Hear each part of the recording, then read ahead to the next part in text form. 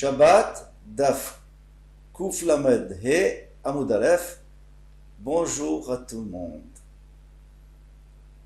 Nous avons appris donc dans le Amud précédent, d'ailleurs on va reprendre la dernière ligne.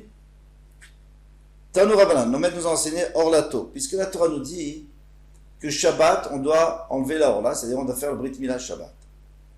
Eh bien, ça vient exclure tous les cas où on n'est pas sûr qu'on a une obligation de le faire. Dans ce cas-là, on ne fera pas Shabbat, on le fera plus tard en semaine. Alors on prend dans les mots, Tanu Rabbanan, Orlato Vadaï.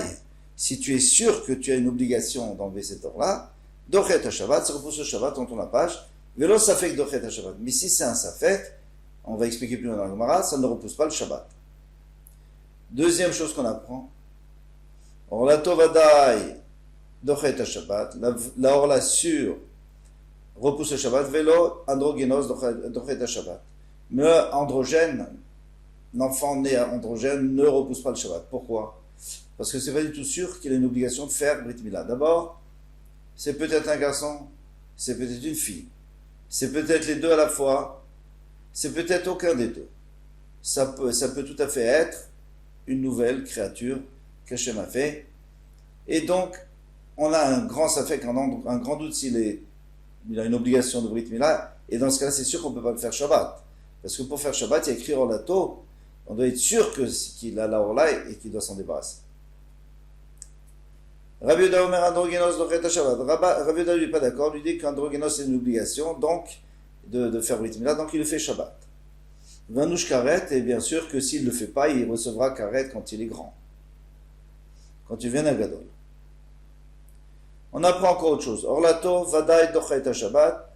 Si c'est une Orla sûre, ça repousse le Shabbat. Velo Nolad Ben Hashmashot Dochet Shabbat. Mais celui qui est né Ben Hashmashot, c'est-à-dire entre le vendredi et le Shabbat, ou entre le Shabbat et le Motzei Shabbat le dimanche, et on n'est pas sûr qu'il est né Shabbat, eh bien il ne fait pas Shabbat, bien entendu.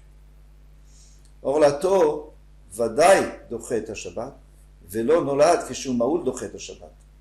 Si il est sûr qu'il a de la Orla, bien sûr qu'il doit repousser le Shabbat, mais si il est né déjà circoncis, eh bien on ne repousse pas le Shabbat. Ah, mais alors s'il est né circoncis, pourquoi il faut le circoncire? Chez Bet Shammai, parce que Bet Shammai dit Tzarich Latif Minudam Brit. Il faut faire égratigner pour faire couler du sang, pour terminer, pour faire donc un acte de Brit Mila. Bet Omrim et Notzer, Bet Hillel disent non, on n'a pas besoin. Am Rabbi Shimon ben Lazar, lo nechleku Bet Shammai Bet Hillel al nolad, kshu maoud she tzarich latif minudam brit. Nous dit Rabbi Shimon ben Lazar, nous dit qu'il n'y a pas de discussion Bet Shammai et Bet Hillel pour savoir si celui qui est né Maoul, est-ce qu'il faut lui faire sortir du sang ou pas? C'est sûr qu'il faut lui faire sortir du sang.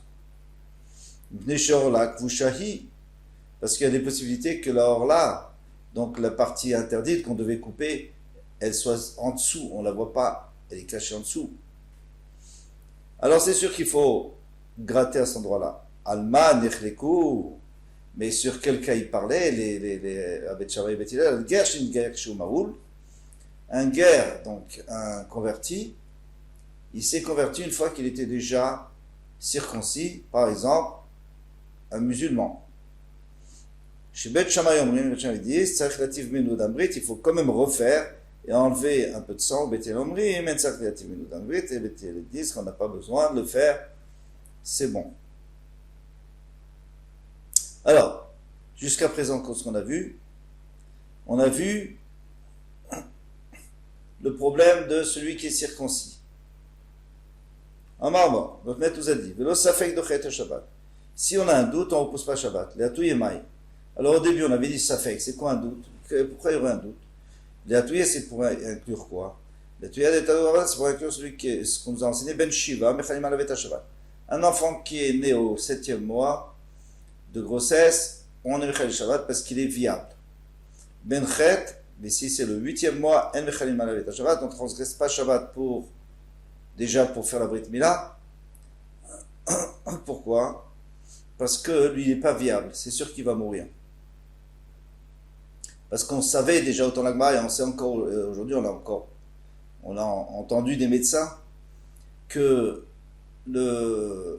l'enfant qui naît dans le 7e mois, il est vrai qu'il n'est pas encore complètement terminé, mais il peut se parfaire si on s'occupe de lui, si on le réchauffe, etc. Il peut continuer à grandir et à se développer. Par contre, s'il est au 8e mois, il y a quelque chose qui se passe dans les poumons qui fait qu'en sortant, il a beaucoup de mal à respirer. Et aujourd'hui, il n'y a plus de problème avec les couveuses, l'oxygène et tout. Mais dans le temps, c'est sûr qu'il allait mourir. Safek ben Sheva, Safek ben Shmoneh, si on a un Safek, entre les deux, on ne sait pas s'il est né dans le 7e, à la fin du 7e ou au début du 8e. En mechalim alavet ha-Shabbat, on ne transgresse pas le Shabbat pour faire la Brit Mila, parce qu'il n'a aucune obligation. Puisqu'on n'est pas sûr qu'il est viable. Par contre, on s'occupe de lui, bien entendu, on fait tout ce qu'il faut faire, parce qu'il y a des chances qu'il vive. Ben Shmoneh, Areu Keven, Vaso Tatelo. Maintenant, s'il est né au 8e mois sûr, alors c'est comme une pierre émoussée. On n'a même pas le droit de le déplacer pour l'allaiter. Avalimo Shocha, Minikato Mitnasakana, mais sa mère peut se baisser. Au lieu de le prendre, elle se baisse et elle allaite, mais même pas pour lui, pour elle. Parce que sinon, elle se met en danger. Si elle laisse trop le lait se développer, c'est dangereux pour elle. Alors c'est vraiment triste comme halakha. Après, il faut voir un peu ce qui se passe. Aujourd'hui, il n'y a plus ce problème. Mais au temps de la Gemara, c'était quand même triste de laisser un enfant. On ne peut même pas le prendre Shabbat parce qu'il est moussé, parce qu'il est presque mort. Itmar, il a été dit au Beth Midrash, Rav Amar, Rav a dit halakha qui est Tanakama, l'halakha il est comme le Tanakama. Et qu'est-ce qu'il avait dit le Tanakama? Il avait dit que d'après Beth Shammai et Mechaleli, il mettait Shabbat. Et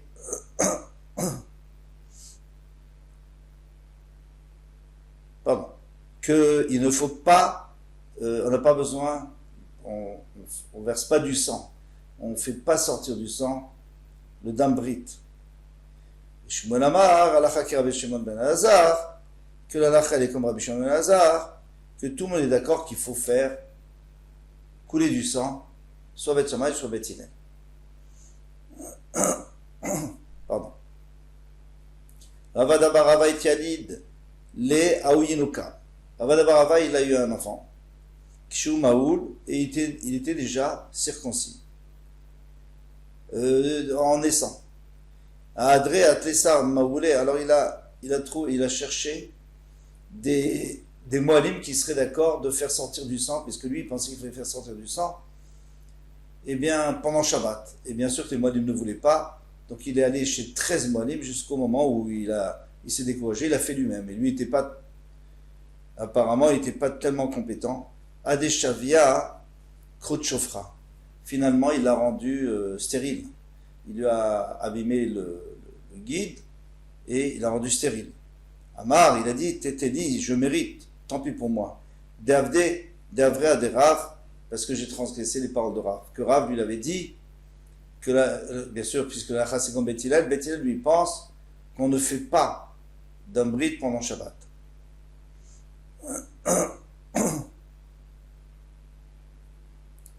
Amar le Rav Nachman. Rav Nachman lui a dit, Vadé Shmuel lo avar, tu n'as pas transgressé les paroles de Shmuel, parce que Shmuel lui disait qu'il faut faire en semaine. Mais Shabbat il n'a pas dit. Imar damar Shmuel bechol. Ok, Shmuel lui a dit qu'on a le droit en semaine, mais Shabbat mi amar, mais est-ce que Shabbat il a dit? Alors pourquoi toi tu veux le faire pendant Shabbat? Alors où ça va? Lui, Rava bar Rava, il pensait ni comme Rav ni comme Shmuel. Vous savez, va d'ailleurs là que vous shahi, c'est sûr qu'en dessous, il y a certainement une peau qu'on est obligé d'enlever, donc on doit le faire. Dites-moi, parce qu'il a été dit au Beth Midrash, Rabba, Amar Chayshinan Shema Orla, Kfushahi. Rabba, il pense qu'on craint que peut-être qu'il y a un peu de Orla en dessous. Rabbi Yosef Amar va d'ailleurs là que vous shahi, c'est sûr. Même s'il est né parfait, eh bien, c'est sûr qu'en dessous, il y a quelque chose à enlever. Et c'est pour ça qu'il voulait enlever. Amar Rabbi Yosef, Mina. Là, Rabbi Yosef a dit 12 sèches. Détania parce qu'il a été enseigné dans une braïta. Rabbi Eliezer Kapar Omer. Rabbi Eliezer Kapar a dit לא נחלקו בית שמאי ובית הלל נולד שהוא מהול שצריך להטיף ממנו דם ברית c'est sûr qu'il faut, si c'est en semaine, c'est sûr qu'il faut faire sortir du sang. Alors sur quoi ils sont en machloket? Est-ce qu'on a le droit de transgresser Shabbat? Bet Shammai disent qu'on transgresse Shabbat parce qu'on est obligé de le faire. C'est une mitzvah, parce que c'est sûr qu'il y a de la peau qu'il faut enlever. Mais ils disent qu'il ne faut pas le faire Shabbat. Pourquoi? Parce que c'est peut-être, c'est pas sûr.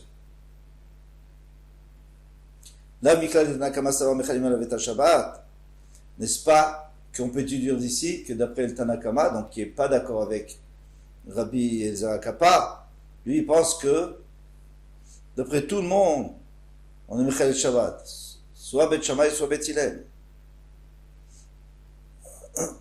Donc Rav Yosef pense comme lui. C'est pour ça qu'il dit qu'il faut faire pendant Shabbat. Mais non. Et Rabbi Elazar Kappa, c'est le seul qui nous a dit quelque chose de clair. Lui nous a dit que la machloket, elle est Shabbat. Mais en semaine, tout le monde est d'accord. Mais le Tanakama, qu'est-ce qu'il pense? Peut-être qu'il pense que rien, il n'y a pas de machloket, que c'est sûr qu'on n'a pas besoin. C'est sûr qu'on ne peut pas transgresser Shabbat. Peut-être que le Tanakama lui dit que d'après tout le monde, on n'est pas Mechal Shabbat pour la Brit Mila. Et vient Rabbi Elazar Kappa, il dit non, Bet Hillel, on n'est pas Mechalel, mais Bet Shammai, on est Mechalel.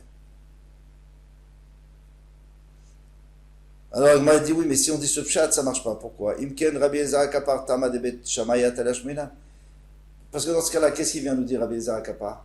Toi, tu me dis que ni l'un ni l'autre, que personne n'est d'accord, ni Bet Shammai ni Bet Hillel, qu'on transgresse Shabbat. Et moi, Rabbi Elazar Kappa, je viens te dire que Bet Shammai dit qu'on transgresse Shabbat, ça sert à quoi? De toute façon, la lacha n'est pas comme Bet Hillel du tout. Ça sert à rien qu'il vienne dire ça. Donc moi, a dit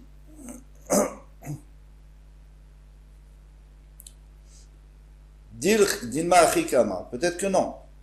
Il vient quand même nous apprendre un chidouche. Non nechliku Bet Shammai ou Bet Hillel bedevarze.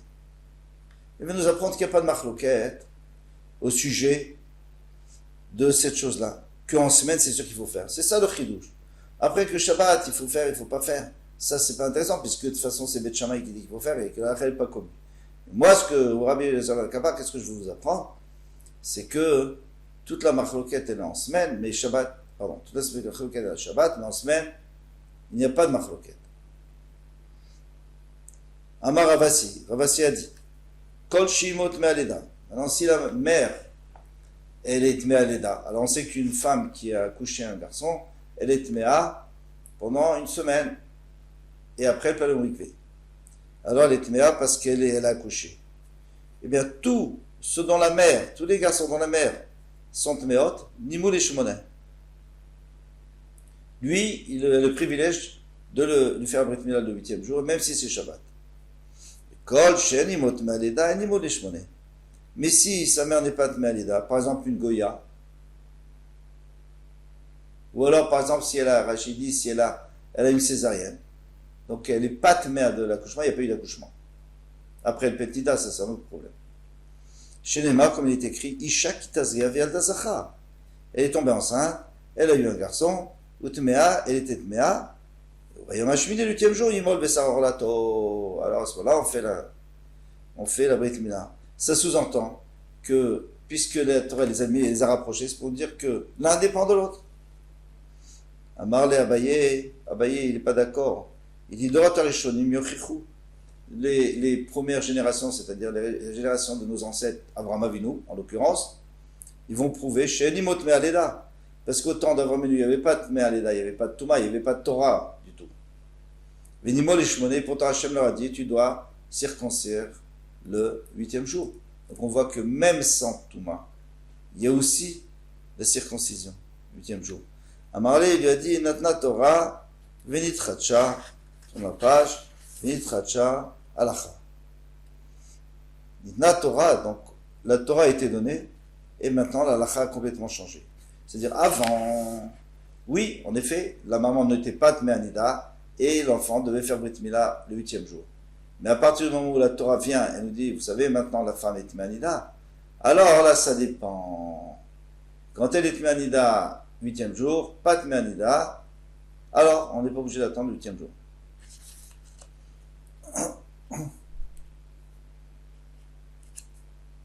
Voilà pour aujourd'hui. Et la Gemara va essayer de réfuter cette halakha. Kol Touf, à bientôt.